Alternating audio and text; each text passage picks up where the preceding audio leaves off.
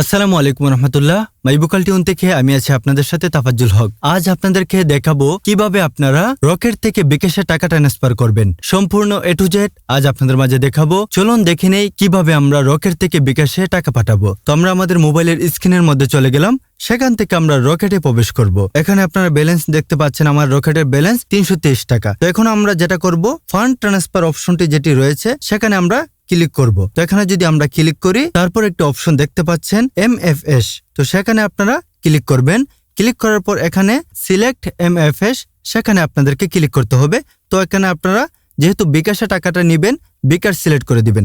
তারপর আপনারা আপনাদের বিকাশ নাম্বারটি দিবেন। আমি আমার বিকাশ নাম্বারটি দিয়ে নিচ্ছি। তারপর রেফারেন্সে আপনি আপনার নাম লিখে নেবেন। আমি আমার নাম লিখে নিচ্ছি। তারপর টাকার পরিমাণ দিয়ে নেবেন। আমি 100 টাকা ট্রান্সফার করে আপনাদেরকে দেখাচ্ছি। এখানে আমি 100 টাকা সিলেক্ট করলাম, পরবর্তীতে ক্লিক করব। তারপর দেখেন 100 টাকায় 85 পয়সা চার্জ কাটতেছে। তো 1000 টাকায় কত কাটবে? 8 টাকা 50 পয়সার মতো চার্জ কাটবে। রকেটের পিন দিয়ে নেবেন। আমি আমার রকেটের পিন দিয়ে নিলাম।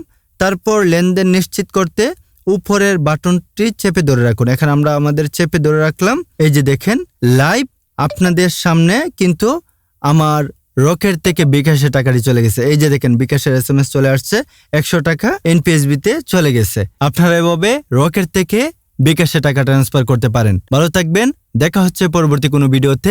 আসসালামু আলাইকুম ওয়া রাহমাতুল্লাহ।